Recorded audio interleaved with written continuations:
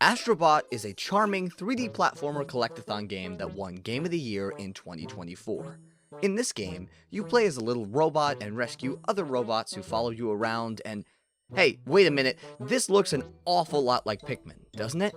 My name is Vantage Emblem, and today we're going to be discussing this exact connection between Astrobot and Pikmin. We're going to talk about Astrobot's clear Pikmin influences, what it learned from Pikmin, how it used that to become Game of the Year, and what Pikmin can learn from Astrobot in turn. That being said, I cover all sorts of Pikmin content on this channel. If you want to see more content like this, you should definitely subscribe, and without further ado, let's get into it.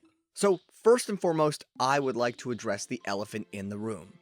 Astrobot is a completely different genre of game compared to Pikmin. It's not a Dandori game. It is a 3D action collectathon platformer. Pikmin is a real-time strategy action-adventure collectathon. So these games really are not trying to do the same thing. They arguably have different audiences and aren't really competing with each other. That being said, Astrobot had clear Pikmin influence.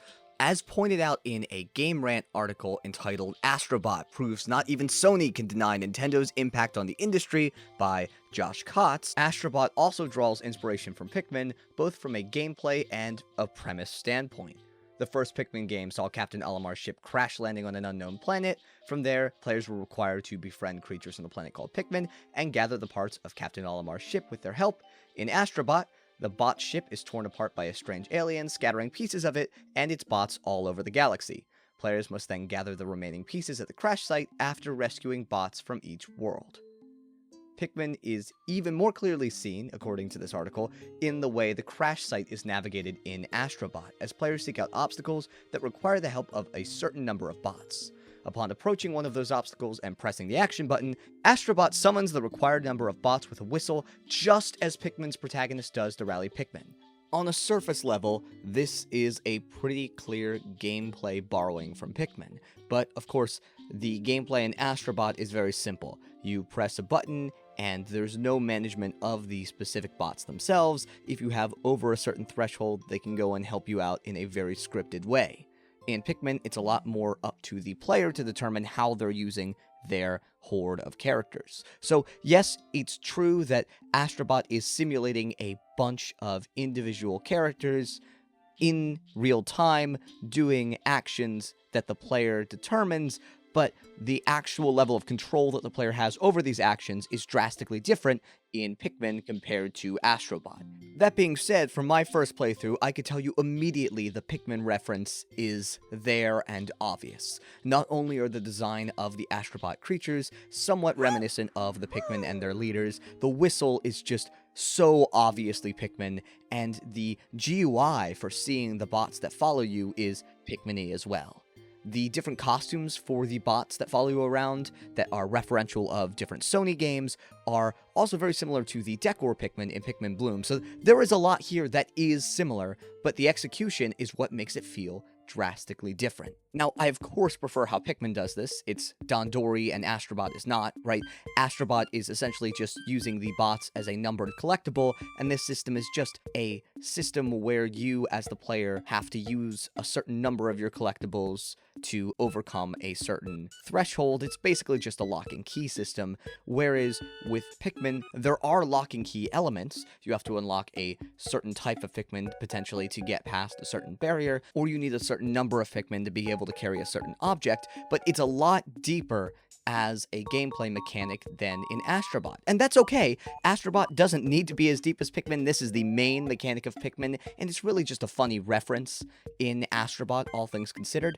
But I think Pikmin, obviously, being focused on the style of gameplay, does the style of gameplay a lot better than Astrobot does. That being said, Astrobot won Game of the Year in 2024, and Pikmin 4 did not win Game of the Year in its respective year. So I think even if this is just an arbitrary metric based on what games were up 4 Game of the Year that year. For example, Pikmin 4 had to compete with Baldur's Gate 3, and I'm sorry, it was not going to beat the massive success that is Baldur's Gate 3. It's still fair to say that Astrobot did indeed win Game of the Year, and there are quite a few things that Pikmin probably can learn from the successes of that game. To that end, I'd like to take a few points from my playthrough of Astrobot and compare them to how Pikmin 4 has handled recent things in the Pikmin franchise, and I want to take a few things that Astrobot did and apply them to a potential future Pikmin game, and see if we can potentially improve future entries in Pikmin, learning some lessons from Astrobot. The first thing I noticed right away with Astrobot is it had very unobtrusive tutorials. I felt like I could get right into the gameplay, and the game itself didn't really need to explain too much to me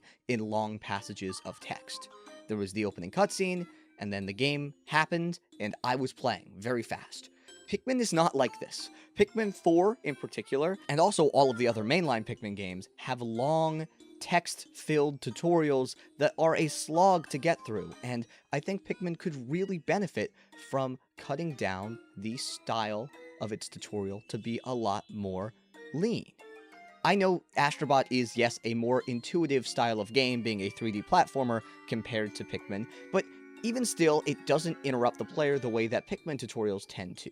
Pikmin tutorials are so intent on holding the hands of their player that I feel like it might actually be too much and turn away certain players that get bored and aren't immediately hooked by Pikmin gameplay.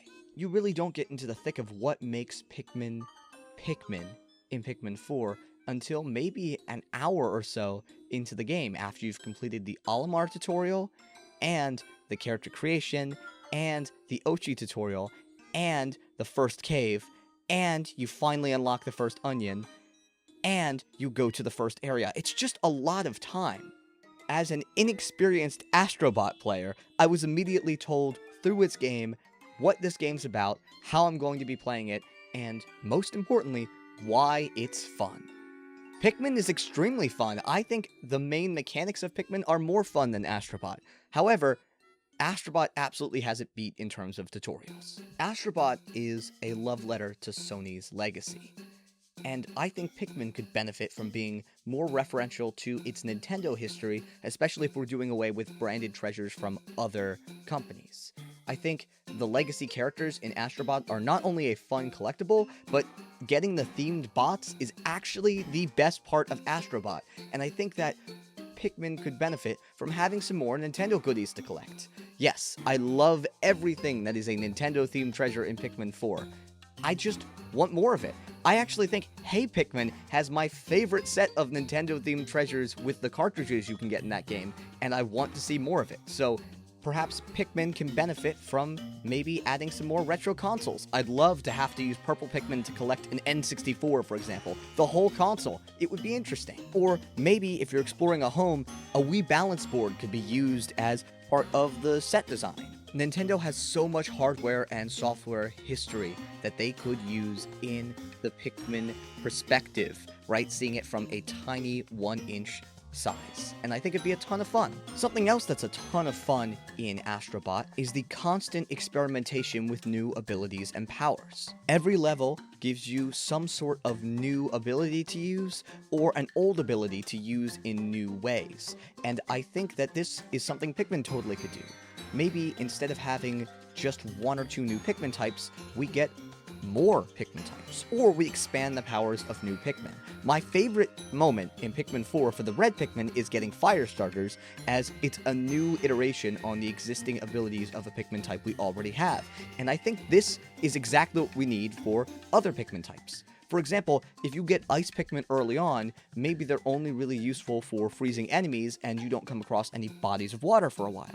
Eventually, when you come across bodies of water in later days in the same area or a later area entirely, you're able to use that new ability that they have.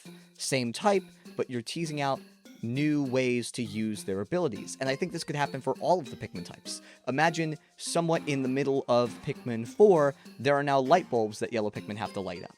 It's a way to have them have a new use that is rooted in the series, rooted in what they already can do in Pikmin 4, and also is just greater utility for the type. I also like the way Astrobot uses its general numbers to its advantage in a way that Pikmin really doesn't. I love the creative use of needing to get 60 or so bots together to swing across a gap, all of the bots chain linking together to become ropes that you can jump from. That's super creative and cool, and that would be perfect for Pikmin, even if it was a type agnostic sort of thing, where you can just use any Pikmin type to make these chains, and it's about numbers and Flarlick for gating things, rather than having a specific type of Pikmin. I think that's awesome, and Pikmin should do more of that. I want to talk about one of these abilities specifically. In one of the Astrobot levels called Downsize Surprise, you're able to switch between being a normal scaled Astrobot character and shrinking down to basically the scale of Pikmin, using a ability that's basically a mouse suit. I love this level so much. It fills so many Pikmin urges for me by just changing the scale, and it made me realize that Pikmin 4 has way too many gamey elements, like weird tunnels and hover drones, that take me out of its world because of the way that Astrobot does progression. Now, granted, Astrobot has a bunch of weird mechanical elements that fit into the world of Astrobot, right? Like birds that are robots that'll pick you up and carry you to different locations. That's fine in Astrobot, but it doesn't fit in Pikmin.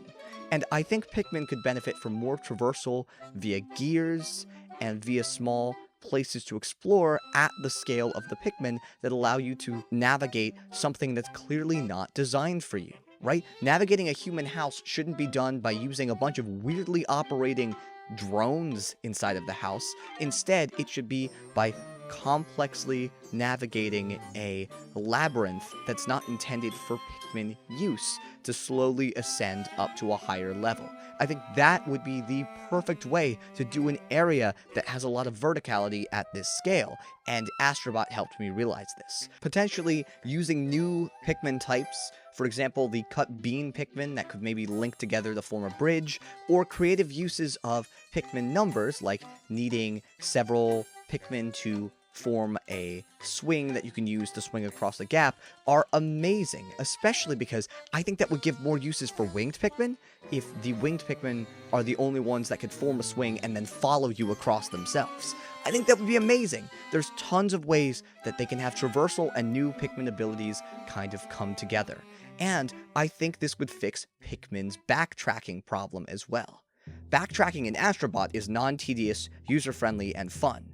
And Pikmin has been taking steps to abandon backtracking altogether, which I find to be pretty sad.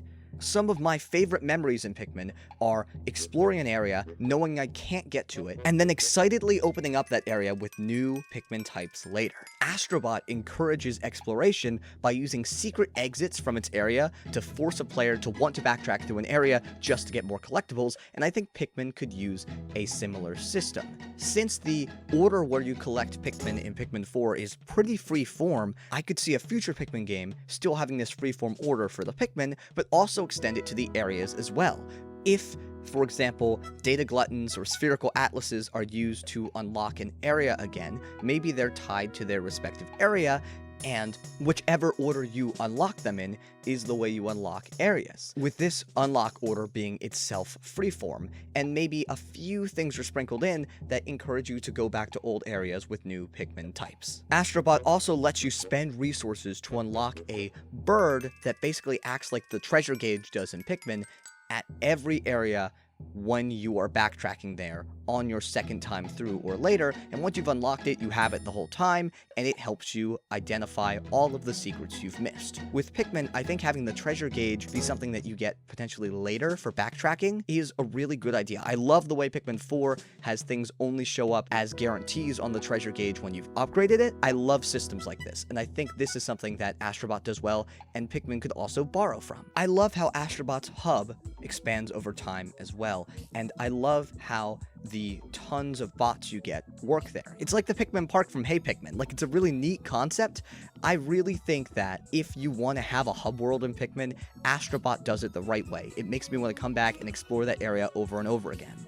The hub in Pikmin 4 is admittedly really boring, and I would have loved for it to be an area I could slowly chip away at, an expansive area that with new types I'm able to open new parts of, right? It would not be that difficult to have a gate for every single Pikmin type in the main hub area that once you unlock that type, you are now able to open. I think that would be amazing and pretty easy, especially if you want to lock some things behind that sort of progression. So it's clear that Astrobot does a lot of things right that Pikmin really could learn from. And this is not to jab at Pikmin at all. As a matter of fact, I think there's a lot of things that Pikmin does miles ahead of what Astrobot does, and I'm going to talk about that in a moment. But either way, it's very clear that there are things that Astrobot does that Pikmin really could benefit from. That being said, I would like to talk about Astrobot winning Game of the Year now, because I want to actually refute the claim I made at the beginning of this video. I think Astrobot, if it went up against Pikmin 4 probably would have won Game of the Year over Astrobot. Why do I think this? Well, Astrobot really had no competition, as I said earlier, in the Game of the Year slot it occupied. It went up against Elden Ring DLC and Black Myth Wukong, which are good experiences, but they're not setting the game world on fire. And Astrobot itself really didn't do that either. At least according to the most recent data that I have readily available, Pikmin 4 has well outsold Astrobot. As a matter of fact, it has sold over 2 times the amount of copies that Astrobot has sold. And not that sales necessarily make a game better or worse, but I think Pikmin 4 achieves a lot of what Astrobot was going for a lot stronger than Astrobot actually did. And this is taking out my personal preferences, right? Like, of course, I would love to have more control over the bots and to have them be more of a part of the actual stages and to have the stages be larger areas to explore over multiple sessions rather than just an area you explore once or maybe twice if you're backtracking. But I feel like there are some tangible things that Astrobot generally does worse than Pikmin. For example, the soundtrack is one of them. I've heard a lot of negative opinions about the Astrobot soundtrack, and I think one of the things Pikmin constantly excels in is making its soundtrack kind of match the tone of the Pikmin world. Pikmin engages in some deep world building that Astrobot just tends not to do for the haha PlayStation sort of things, and I think that if Astrobot were to really flesh out its own narrative some more, it could bring players into a place where they're really richly invested in the games, because the gameplay is a ton of fun.